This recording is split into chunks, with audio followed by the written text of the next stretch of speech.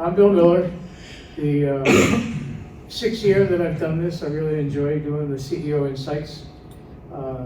Corey has the honor of being the first non-CEO, but she was appointed by her boss, who is a CEO and was on the panel last year. So there you go. Oh, he's president now, because you guys got acquired. But, right, exactly. but that's okay. And we all love, everybody up here is involved in the voice AI world in some capacity. I've been involved in IT Expo for well over 27, 28 years. I know Rich and Dave and all those guys really well. I am the author of this book, and as long as there's 10 people here, I give away 10 signed copies. And the phrase of the year is practice AI with dignity. So I kind of pre-signed them last night because I thank you for attending and all that, and then I'll just put your name in the front of it. So this book was published on the 2nd, on the 26th of October. I've won one award for this book already. The previous book, I think there's one sitting over there. My first book, I've given away 10 copies a year for the last 5 years, and that won 2 awards. So it's all about CEOs, but it's really about leadership. And the book does reasonably well. It's available anywhere, but you guys who are here get one for free. So there you go. So I would like to introduce the panel. On the panel, we have Jody Gonzalez at the end. We have Corey McFadden in the middle, and we have Connie Lund at the end, and their information is up top. They're going to talk about their respective companies, what they do, their backgrounds, and then I'm going to ask away some questions to try to share all of our experiences up here, and hopefully people get to learn something new. You can ask questions. It's a small group. There's nobody coming in after us, so for me to sign the book and hand that out to everybody, we got plenty of time. We don't have a flight until 6:20, so we got plenty of time, and we'll go from there. So why don't we start with Jody, since you're first. You gotta turn it on, I think. Jody speaks softly, so if you can't hear her. Can you hear me? Is that working? Okay. Okay, here you go. Jody Gonzalez. I have 3 businesses. Axtel Consulting. I do low voltage security surveillance cameras. I have my own UCAS platform on NetSapiens, and I started Upon AI 3 years ago with my partner, Bill McLean, to bring AI voice into UCAS platforms. And I've been in telecom for over 25 years. Great. My name is Corey McFadden. I'm the Chief Product Officer at 14IP, also probably better known in this space as Clearly IP. We did a merger in October of last year, so we're a little bit bigger as an organization and have a bit more reach. 14IP historically has been more hospitality-centric, whereas Clearly has had a bit more of a broad portfolio as far as customers go. My background in telecom goes back a ways as well. I've been around enterprise telephony, VoIP, contact centers for over 20 years. As far as our products and role today, I'm the Chief Product Officer for the whole global organization. So really kind of steering the direction of the company as far as features, product offerings, and we do pretty much everything from IP handsets to analog gateways, cellular survivability appliances, UCAS, SIP trunking, and hospitality, obviously. We're the biggest provider of AI for voice in hotels around the world, as well as probably the largest combined installer of new phone systems and communications platforms across hotels worldwide right now. We're one of the only certified providers with some of the big brands that does hosted, on-prem, cloud, hybrid, and so forth. So we've got a lot of offerings there, but again, all over the place industry-wise. As far as the AI product, I was probably primarily responsible for the engineering and the overall architecture of the solution that we went to market with. So we ended up building our own voice engine and our own platform there. We have a really great team that is building that out, adding more integrations, features, etc. So that's me in a nutshell. You have to check it on. So, we're done. There you go. All right, I'm Connie Lund. 20 years in early stage startup marketing, and Bill and I, started last fall with Voice AI, and we are delivering custom Voice AI for insurance agents, meaning like getting the Voice AI to their culture, for their office, and then doing outbound calling. So we found that Voice AI, always up, always happy, can deal with all the rejection of the calls, being sworn at, all those things, but she can cruise through 75% of the voicemail, all of the things that don't matter. And so then leaving the insurance agent to talk to people who will answer the phone, who are interested. So we do some verification and then a warm call transfer. So we've been just getting started with this, and insurance agents are excited. I think that it's something different for them. They've had auto dialers, but this is the next level of transformation for them. So as you can see, the three panelists have experience in this Voice AI world, but they're all very different in how the applications work. But what is common is they're real-world applications today. Everybody has production systems in place. There is ROI that, like in the old days of social media, what's the ROI of social media? There is ROI in Voice AI, and it's easily calculated, actually. Trust is a big issue with Voice AI because there are people that just don't trust it yet.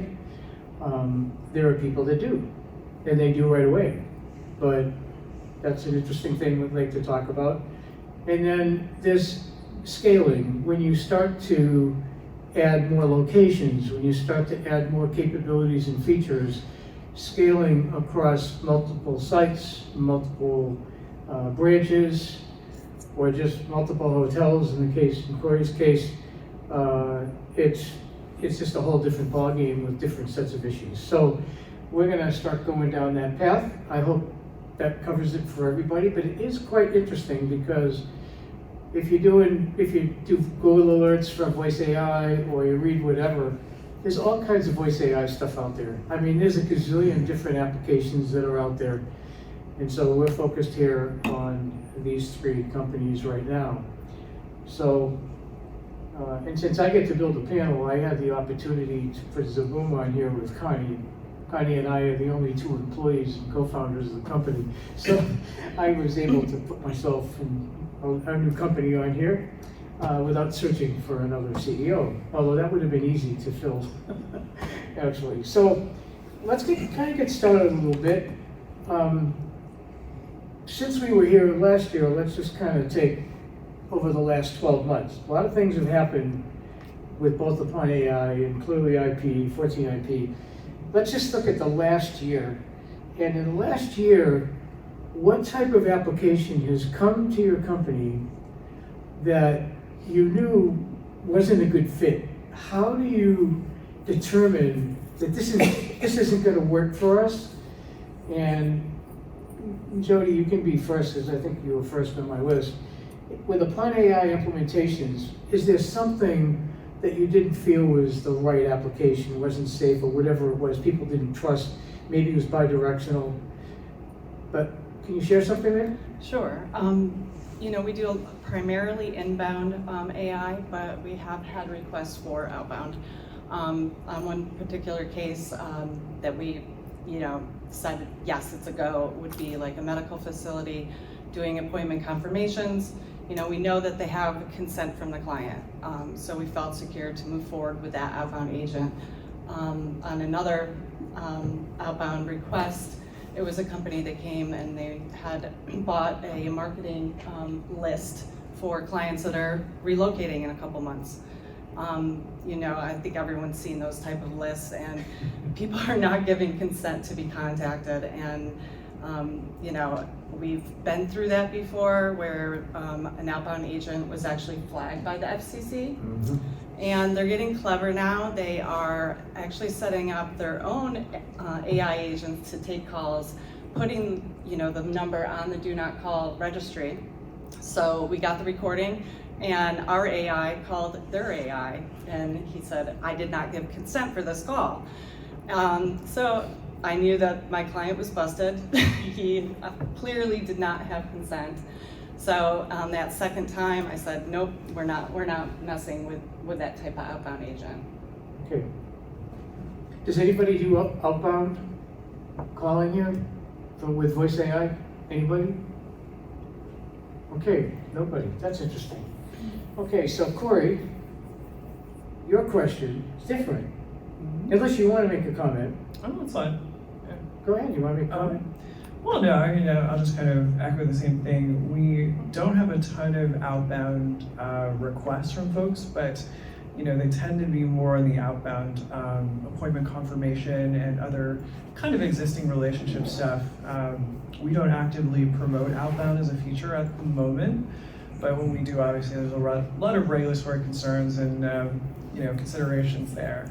I've worked in call centers a long time. I've seen customers get TCPA violations and FCC issues, and they've made some bad choices about doing robocalling and things like that. So, you know, there's areas where we want to be kind of clear legally that we're not involved in some of these choices, but inbound is generally pretty safe. But there's, you know, some applications and questions that come up where we'll try to steer customers in the right direction. So a great example of this is in the medical space, we want to make sure that customers have prompting guardrails built in such that if clients call in and start talking about really dangerous life safety conditions, or hey, I'm bleeding profusely, I just had my, you know, wisdom teeth taken out, I think I'm about to faint, what should I do?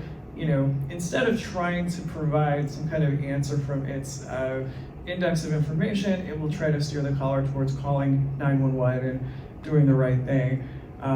So there's definitely some things that we've, you know, come across in that area as well in hospitality, where we've tried to, you know, make sure that there's good controls and you know, systems in there to identify that with callers and not try to have conversations with them when there's actually a life safety issue. Okay. Okay. So I think that the biggest thing is that people expect this to be a magic, you know, solution, pill, whatever. And I guess for us with the whole, I mean, from my perspective, doing outbound calling on the other receiving end, you don't, I mean, it has to be humane. It has to be humane, and it has to be done following the guidelines, and so that's something we're really taking into account. But I think there's more value in figuring out who will pick up than that penultimate. We've had calls where the person answers, they have no idea they're talking to AI. Yes, you know, they challenge, like, no, you can't lower my insurance rate, I'm sure not. She flips it around. They verify, get on the call with the agent, and buy a policy. That's amazing.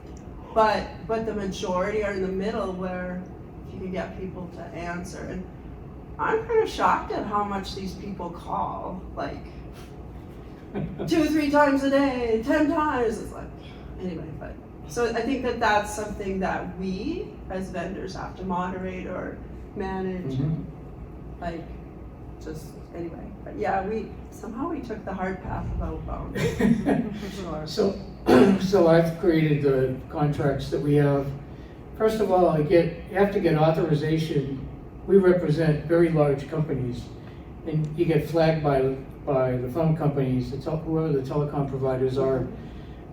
You get flagged if you try to call like a robo dialer, boom, boom, boom, boom, boom. So we move those calls out, and we've determined what the spread should be in between 2 calls. But The thing is that insurance companies, like we work with a specific district, and they're all independent agencies that report into the big brother, I guess you would. And one of the things that's interesting, they're all different. Every agent has a different type of company. One's an LLC, one's an S Corp, one's a sole proprietor, but they're all 2 to 5 agents typically, except that we have one with like eight callers.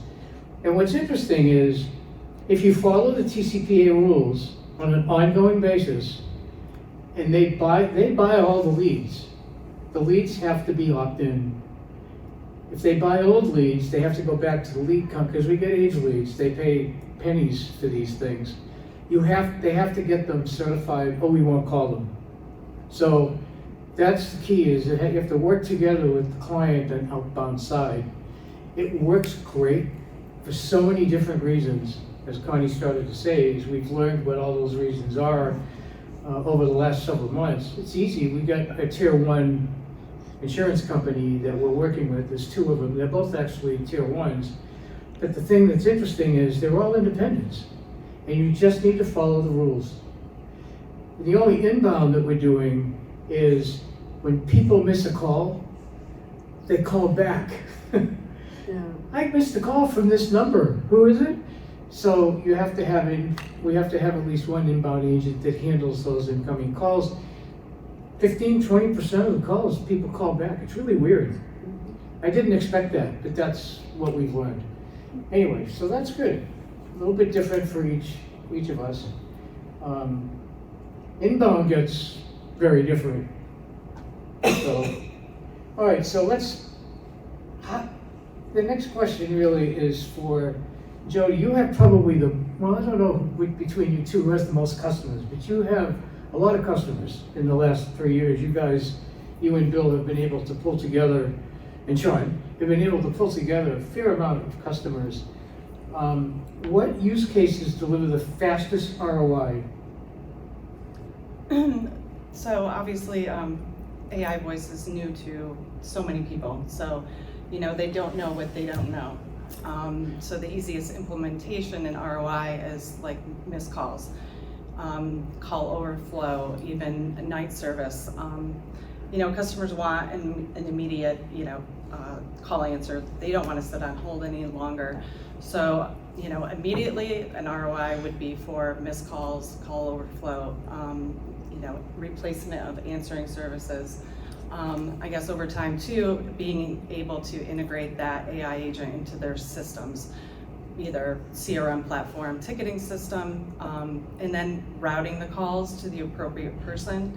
We've done a lot with, big medical facilities. They have like 30 locations, and they had 4 or 5 IVR trees, where we're now able to get the agent to ask for a zip code and then route the caller to that nearest medical facility. Another one is a real estate company.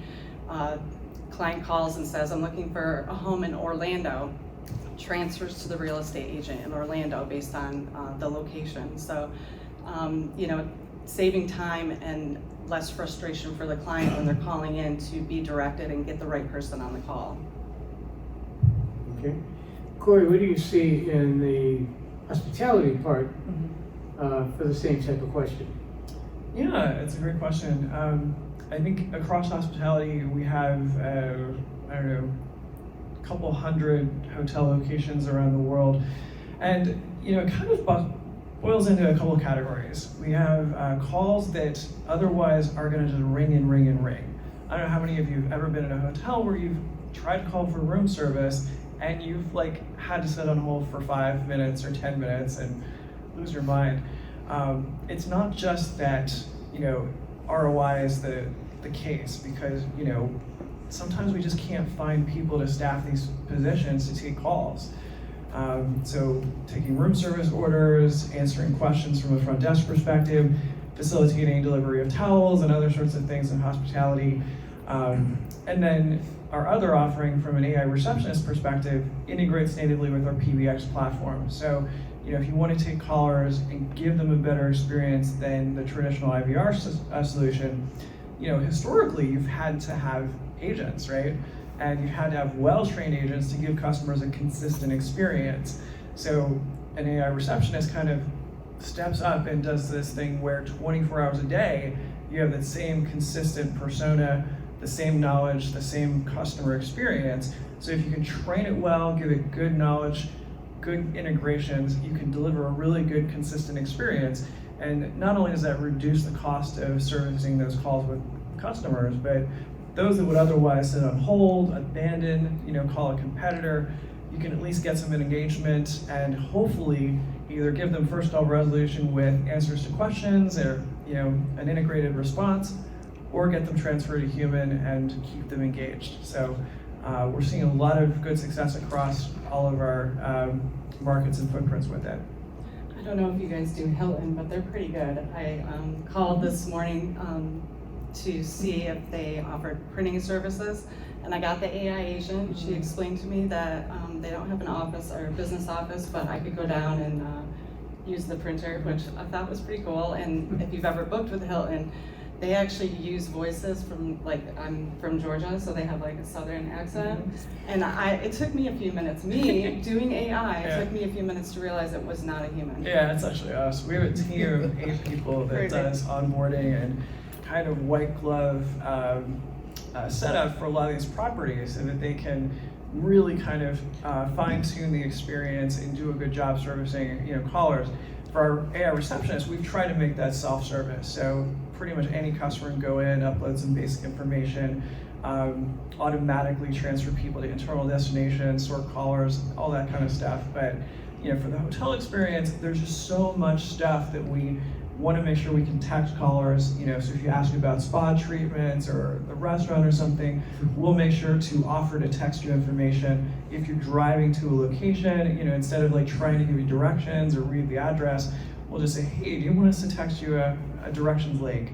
So it's all about providing a really good, caller experience and making sure that that's not a barrier. The real big issue with AI agents is that it's very easy to set some of this stuff up with a lot of the platforms that are available out there, and it's not that easy to deliver a consistently good experience. So you never want to create a situation where you're losing business because you put this sort of artificial barrier between you and your customers. So obviously, we've got a lot of people who've grown up frustrated with IVR platforms, especially voice-enabled ones where they're yelling, agent, operator, and all these other sorts of things. So it's really interesting to see how these things get used and whatnot, but yes. Corey, I'm curious in the hospitality application, how many agents are in a typical sizable hotel? Say an average or large hotel. Now, when you say agents, you mean like humans that would otherwise? No, actual AI agents. Oh, that are handling all of the different functions that go with that hotel. Because, so I'm just looking here. So you mean like you gotta track the guest history, yeah. You gotta track the time of day, when they order stuff, that it gets delivered, with the sentiment when somebody says, something, they complained. Right. Which we hear all the time in our side, so. Yeah, I mean, I guess, from an engineering perspective, this is where it gets a little complicated because we throw the word agent around a lot, and what does that really mean, right? So from my perspective, an agent generally will refer to an asynchronous operation that runs some kind of prompt with an LLM mid-call to execute either some sort of side interaction, a lookup, a validation of what's going on with the call. So one example is we have a conversational integrity agent that we've written that runs every 60 seconds as the call is progressing to evaluate on a scale of 1 to 100 whether the caller's having difficulty, whether there's a spam, situation happening. If this is a robocall, we want to identify it, we want to get that call destroyed or transferred or what have you, depending on the setup. So it depends, I think is the best answer I can give you, but with a typical hospitality situation, maybe 3 or 4 agents might be doing different things throughout a call. The caller is generally interfacing with one, and then we'll have these sort of little mini agents sort of swarming around, like little talking heads on your shoulder, if you will, giving the main agent advice. if that makes sense, hopefully. I have a question. From customer experience perspective, from the caller side, how important it is to say allow the agent to have a chit chat about the weather or something like that. That's the first question, and the second one is how important it is to allow the caller to move to a human at any point in time. Yeah, those are great questions. So the first one was, how important is it to provide sort of that human filler conversation, chit chat, what have you? We actually try to dial it out. We have some prompting and some guardrails to prevent the agent from having conversation about anything that's not really on point. So there's a lot of reasons for that. One is, and the biggest obviously is liability. We don't want the agent to think it's appropriate to start talking about something that isn't, appropriate. So somebody asks, "What's the weather?" and the agent doesn't have access to an API. We don't want it, making it up. So we don't want somebody who's about to drive to an office for a dental appointment or something, being told, "Oh, it's a beautiful day. We'd love to see you," and they get killed in a car wreck because there's an ice storm or something. So really, we have to think about all of those considerations when we're kind of contemplating these little niceties and so forth. We've done a lot to try to make the platform very sort of human feeling in terms of the way it interacts, the cadences, the speaker timing, so how fast it answers the caller. We noticed that depending on the demographic, the area of the country, the type of caller, and so forth, some people will speak very slowly and pause in between sentences, and others will talk very rapidly. Engineers tend to do the latter, right? So the people who build these platforms and test them tend not to be the ones that use them the most, right? So when we started putting these things out in the field, we had to build a speaker cadence adaptation system so that we measure the caller's responses and actually slow down or speed up depending on who we're talking to. So if you've got an old lady who's looking at her purse for her medical card or what have you, we're not going to be talking over her rapidly, kind of making this a weird thing. We'll slow down, be patient, and so forth. What was your second question? It was about switching to a human. Oh, the transfers, yeah. I've talked a lot, I won't dominate it too much for you, but basically, yeah, we make sure that when a customer wants callers to be able to be transferred, that's seamless. So the agent has the ability to execute a transfer at any point. If we detect the caller is having difficulty, there's a scoring system I mentioned, so we will actually interject, hey, it seems like we're having a problem here, let's get you to someone else, hold on just a second. We have built the system in a way where it tells the caller what it's doing when it's doing things like that, like a human would. So rather than just abruptly ringing and transferring the call, and the caller thinking, what the heck is going on here? We'll say, okay, what we're doing, why we're doing it, and so forth. So yeah, if there's a technical issue, we have some service provider issue with text-to-speech or transcription or something, we'll transfer the caller. We have different tiers of responses depending on the situation. And then as far as getting callers sorted to the right internal destination, we've got the ability to contextually analyze the entire conversation and figure out what the right internal transfer destination is supposed to be. And then based on that, actually using SIP headers, identify that so the phone system can get the caller to the right place, bypassing an extra IVR step or what have you. So. And so the weather, why do you need an API? They guess the same way you do. You don't guess as good as them. That's true. We do have an API though. So if you're one of our customers and you want to have the AI consider the weather when responding to the caller, you just have to check the box for the weather API to be included. So. Okay, Connie, you want to talk a little bit about outbound here? Well, yeah, just on that note, we have some stories as things happen. But with TCPA, it's just absolute requirement that if they're in distress, if they need a human, if they whatever, right, that call is transferred over immediately. But we had a day where I had adjusted the prompt, and for some reason, the AI was saying asterisk.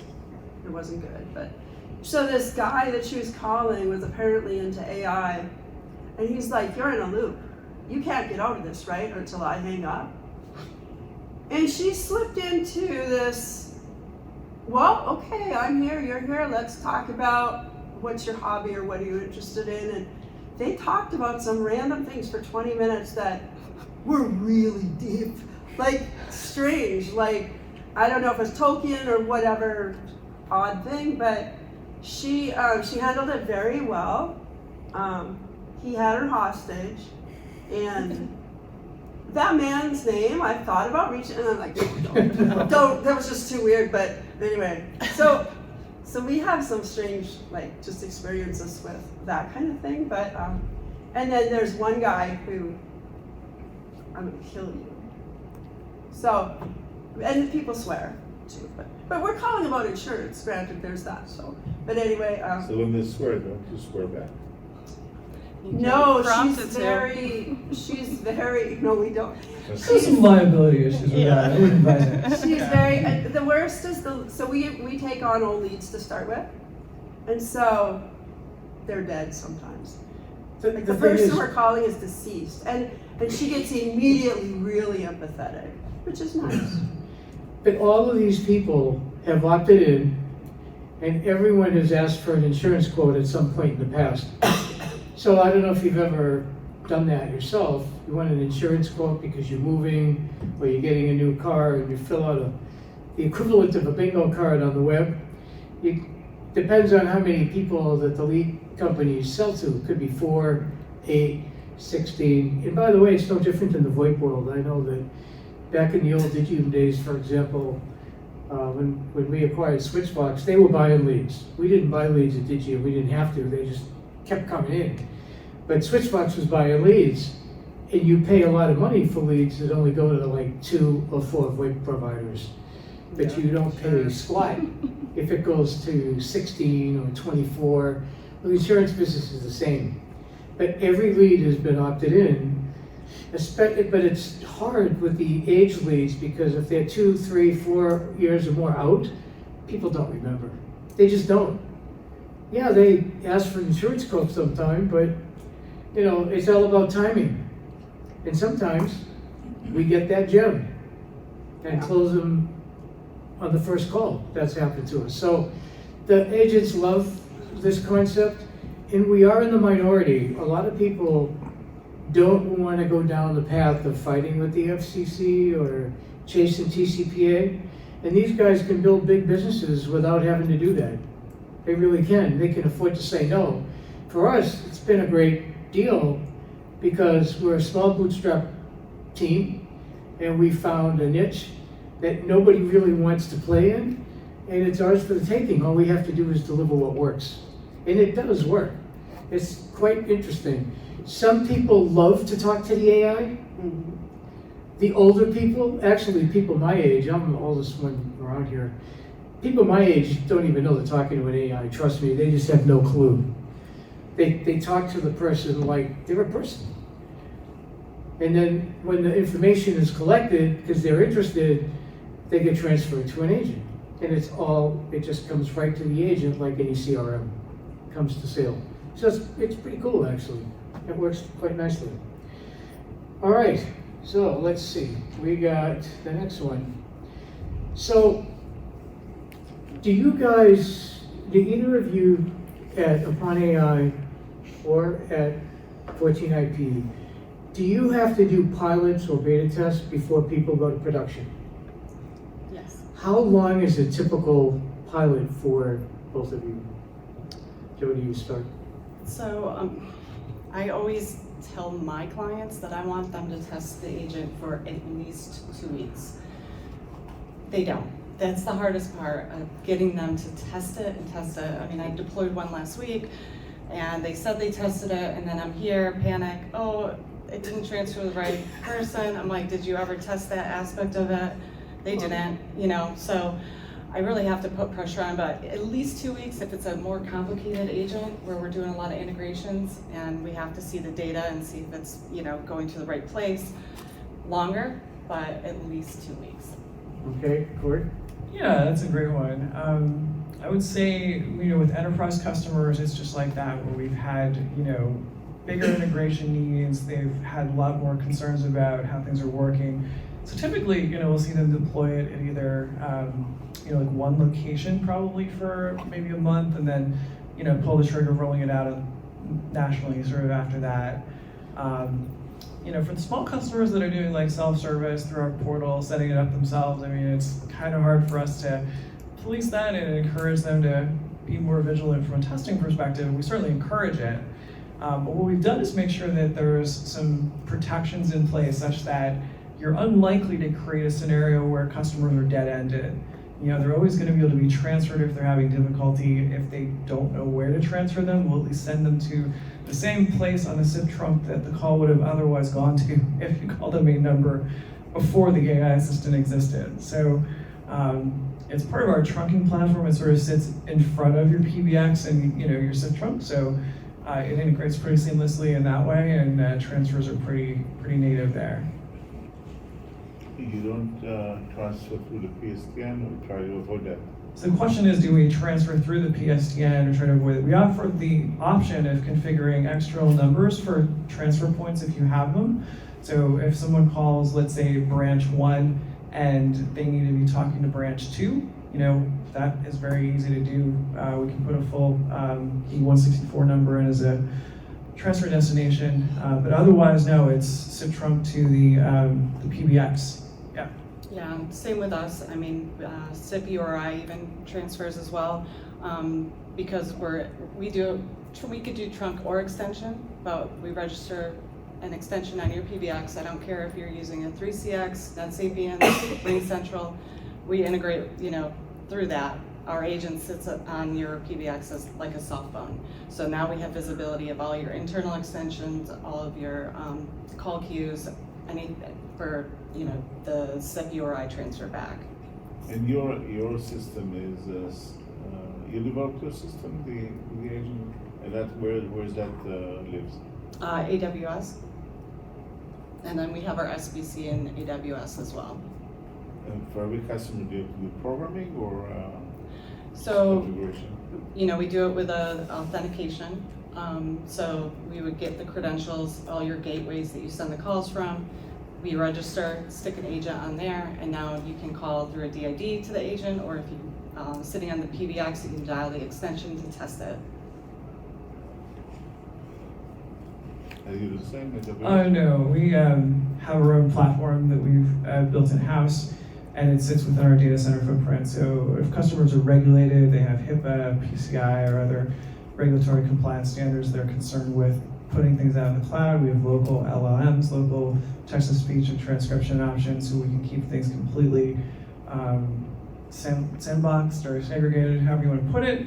And then, just in terms of scaling and efficiency, we've got basically a private cloud platform that's really scalable across lots of different data center locations. But clearly, In14IP have had a fairly big footprint as far as data center operations, and we've sort of capitalized on that. And then in terms of transferring into the PBX and so forth, kind of leverage the fact that we really understand free PBX, asterisk, these types of platforms, as well as obviously our own internal UCaaS system. So there's no need to sort of do any setup. It's all automatic. Anyone with the clearly trunking module and any free PBX-based system, even our CommExchange hospitality platform, automatically can transfer to an internal destination. But that said, you have to define which ones you want to use. It's not just anything out of the box, because you might not want callers to accidentally reach some internal, extension that shouldn't be getting transfers and that sort of thing. So there's a lot of controls over that. It's all self-service. We do have white glove professional services options. If customers want a bespoke, really nice setup, we can make sure that the platform is well-tuned and successful, but certainly they can manage all of this through their portal and be up and running in a few minutes. Okay. Would you like to talk about pilots and experiences? There you go. Yeah, so similar to Jody, we're doing 2 weeks. We want people to, well, our case is different. We need to get phone numbers warmed up. Like, that's a huge issue, spam. And we need to do things in the background of getting our automation set up, and just because we're dealing with each individual agent leads, what, you know, if the leads are 3-4 years old, we don't want to mention the vehicle, because it just, people turn that off immediately. It shows how aged they are. And so we're really trying to, at this early stage, to give people a unique experience where we work with their leads, get them set up, figure out what their culture is, what kind of conversation they want to have that it represents their office. And 2 weeks, yeah, they need to have time to onboard and help us, let us have time. So it's a little different. We just buy the phone numbers from Telnex or Twilio, and you have to warm them up, and there are recommendations on how to actually get that done. It's a lot like email systems, if you've done those, and you do a lot of high volume stuff. The first week or so, you can make 20 calls a day from one specific number. The second week, you can make 50 calls a day, and the third week, you can kind of scale it up. If we find that there's still a number that's spam, by that third week, we have to replace it. There are some numbers that, What's that?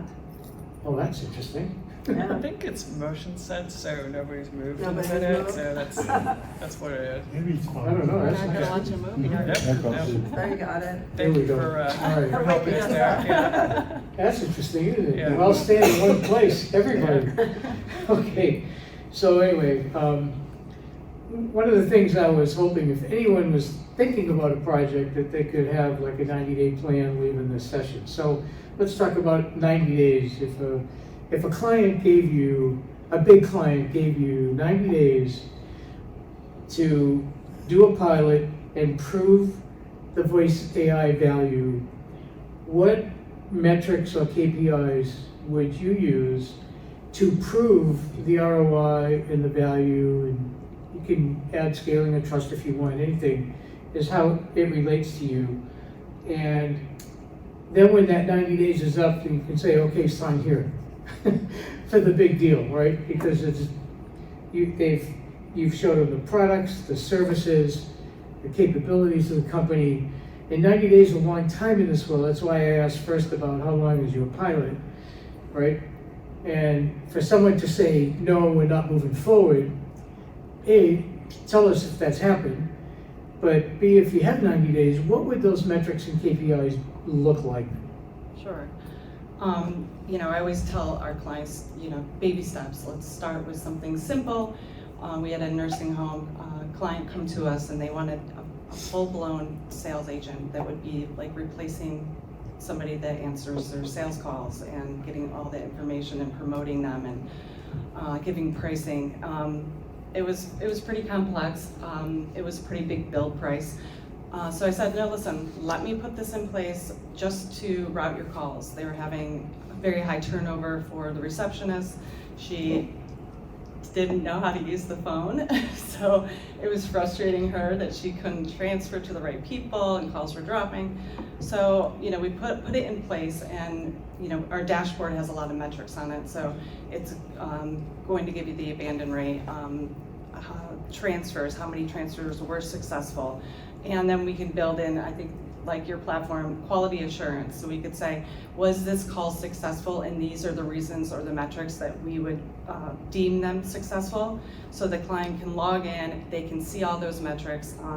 And the pilot went well, and they were like, yeah, extremely happy, less stress on the receptionist. She can take care of people that are coming in and speak to them instead of being on the phone all the time. So I think providing them like the ROI and metrics on all of the calls that they use will help them move forward with more of an integration type of agent where there could be a cost for a bill. On the abandon rate, do you see instant improvement compared to normal call center? Because the agent answering, Yeah, you know, it's funny, people always ask me, you know, are you seeing people engage with it? And yeah, I am. People are engaging with it. I'm viewing the calls.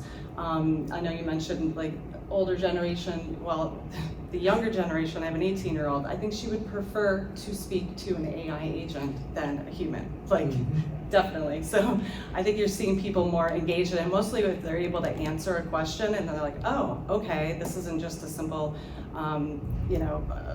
IVR, right? And those are great points. I think the sort of generational acceptance and shift, towards these kinds of self-service platforms is one of the existential questions we kind of ask ourselves in the UCaaS space, right? So we have, to kind of look down the road and imagine a world without the PSTN where, 15, 20 years from now, what is that going to look like? And where do we need to be positioned as a company product-wise to be in a good place with that? And we're way early to predict this stuff, but what I've kind of observed is that, everybody's really willing to switch to a different modality to interact with an organization if it's efficient. So we don't necessarily want to get on the phone, call in and talk to somebody incompetent just because we prefer humans. If we can talk to an agent and efficiently do a transaction, get a good outcome, we're going to gravitate to that. Like, that is just a natural thing that will be, acceptable and preferable for most people, especially younger folks, right? So in terms of, texting versus calling and, web chat versus calling and so forth, is the PSTN going away? It's the lowest common denominator of communication platform for people, and you've got, certainly older folks that don't have a clue how to even engage some of these other modalities. So depending on your demographics, what you're doing, it's still going to continue to be a thing for a long time. And you've got companies like Amazon and folks who've kind of steered customers away from that expectation that they're going to be talking to a person to begin with, and that creates sort of this next wave of people that are more in tune and accustomed to talking with agents and chatting and so forth. But it also creates a good opportunity for those businesses to pick up, callers that aren't happy with that sort of thing, offering a nice, blend.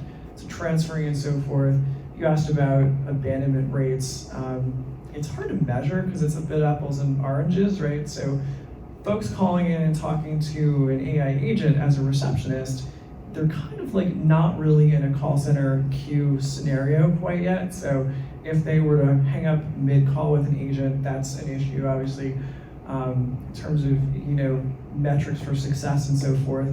That's one of the things we look at. We want to make sure that there's not a high abandonment rate. We don't have a reduction in overall business or calls, that are successful. In terms of integrations and so forth, those are big projects. There's always a lot of acceptance criteria and, validation testing and so forth. But in terms of just other KPIs for folks to look at, we always encourage them to look at whether callers are being serviced. So analytics, really important. Identifying that we've helped a caller, that we've answered a question, that we've done something useful. We can document that and show customers that the AI agent is offering value. That's really important because then they look at a reduction in calls coming into the office and they don't panic because they think, oh, well, we're losing all this business. No, we're actually helping the callers and saving you time because all they needed to know was whether there was parking at your location, and we were able to answer that question. You didn't lose anything, right? So it's all about providing insights, lots of analytics reporting so people can feel confident that the solution is working for them and doing the right things. Those that don't have those things, it's a shot in the dark, and good luck in terms of building trust and getting people to, continue to move forward with large deployments and so forth. So on average, how many agents can you save for a call center in general? Is this like a number you can It depends on what, so the question is like, how many agents and call centers we can save. I don't know what your experience is, but we can't measure that definitively. It's hard it's hard because an agent could take 100 calls at a time. Yeah. Where one person can take one call, so you have No, to. I understand. So, but Yeah. when you go to a Yeah. call I know center, where and you're let's say going, you yeah. answer all the calls, the AI is not limited. Then, on average, but some of the calls still need humans. So, on average, how much? Sometimes we can answer that. So I'll give you an example. We have a customer, it's a a national medical organization. They own hundreds of small practitioners around the country, and they've got a national call center that handles overflow calls during hours when the practices are closed, over lunch and so forth. So they have a lot of analytics to begin with about what the nature of the calls that are coming in are about. And 25% of those calls are about appointment confirmations. So people calling in just to say, hey, I got a text message or an email, I just want you to know I'm coming or I'm not coming to my appointment. We've done an API integration to take those calls and automate that whole thing. So the workflow, validating the caller, making sure that they're the right person, phone number, date of birth, etc., and then using the API to actually execute that operation. So we can actually reduce those calls pretty measurably. Other interactions, hard to say, but those organizations that have good analytics around their call centers and can look at specific subjects or interactions, it's really kind of easy to start with those and kind of measure outcomes. But on the whole, I think if you've got numbers on how many agents before and after, it depends on the organization, but if the calls that they're handling are something that we can service as a first call resolution situation, then absolutely we can reduce the number of agents for sure. And especially to your point about answering services and after hours and that kind of thing, if you're paying per minute for a human to take a message, these are things that the AI agents are just going to be able to do really, really well and consistently. So that's going to help. Like third of the cost, or what would you say per person? Well, I mean, it's not even that, because we're charging, our retail rate is 10 cents a minute. So we charge a nominal monthly fee for our per agent. And then, you can imagine that's, what, $10 an hour, $12 an hour, something like that. You're not paying agents to be efficient at that rate. If you're paying people that little, you're going to be having people overseas reading a script. It's going to be a bad caller experience. We can do a lot better than that with an agent. Yeah. So we will save money. Is the short answer. So Connie, you get to do the wrap. This will be the end. It's a little simpler on our side, actually. I'm measuring ROI and success of the. So the one thing is that we found that these independent agents aren't measuring much. They're just like throughput, right? How much they're paying for a lead. And so but when we started this with the district office, they kind of challenged us and they said, hey, we've got a group of 4 to 6 people in the back room calling. If she can perform as well as the humans, she's in. Well, she started to perform better, and that was just on sheer output of insurance policies sold. And so that's, I think, but we found so many other things. Like, for example, and I know that Corey was talking about this too, taking the voice AI has her conversation, but then I'm layering AI on top of that, taking the transcript and reviewing that. And then through a decision tree of filtering it, right? So we can filter out the conversations that the agent doesn't need to see, voicemail, all those things. So that's kind of cool. I've really been enjoying the AI piece of all the applications around that and the recording, things that just never had before, ever, just by the sheer capabilities. So, and the last thing that I just want to say is when you drill into how many humans is this replacing, we do not talk about that. We try to focus on how can this make parts of your job easier and not talk about replacing you. You know what I mean? Because it's not a good, nobody wants to hear that you're going to replace, and even that call center's pulled out of the conversation because he's training people how to become insurance agents and get their license. So, okay, but I mean, our feeling is that the process for that training could change, but it seems like it's like the Army where they have to go through the dialing exercise and the pain and the rejection and, okay, that's your program. So, do you know what I mean though? That's one thing that's a cautious thing. In a straight ROI model, we did a complete ROI analysis against their call center in our pilot. And because she outperformed them, the monthly rate that we charged for the number of agents that they can buy from us was significantly cheaper than even in training agents. which tells us one of two Yeah. things. So Either we're for, not charging enough. yeah, so for example, we can deliver the same amount of calls for $500 a month versus if they paid somebody $15 an hour for $2,400 a month. But you gotta be really careful because no one wants to hear that AI is replacing Right. humans. So I think talk about ROI, talk about the new value they can provide.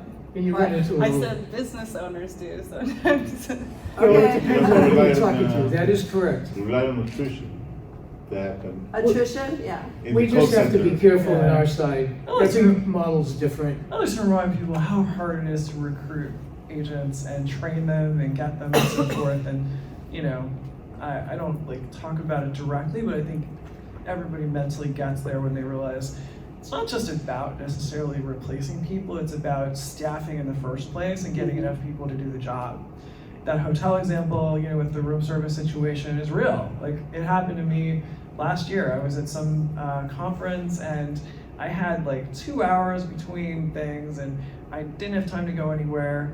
There was a long line at the restaurant in the lobby and I should have known that was going to translate into a long, you know, phone experience, but I couldn't even get somebody on the phone to take an order. So it was very frustrating. And I was like, we got to fix this. So, And for both their situation and ours, you know, you hire somebody for $14, $15 an hour. When they sent us the scripts to review and train from, like, he sold It's insurance for a night while, and day. but this AI agent can do it so nicely and so Go well. again. It's amazing. So I think there's a quality level that Corey's talking about too. All right, Bill, wrap it up. All right. So I want, join me in thanking our three ladies and sharing their stories. Hope everybody learned something. Please hang around for a few minutes. I want to give you guys all a signed book. One of the interesting factors in this book is Jody is one of the featured CEOs. She has a story that she shares in here. Her partner, Bill McLean, from Applied AI, that many of you may know from LinkedIn. From his phone bill on LinkedIn. He's also featured in here. And then the startup story of Applied AI is in here. It's the last chapter. So they each have a chapter, and then there's, I threw that in because, I guess I didn't get to see, that. but they signed a disclaimer that says that because this is evergreen content. It's there as long as the books are sold. So anyway, please join me in that, and thank you for coming, all of you. Sign All here. right. Thank you, Thanks, everyone. guys.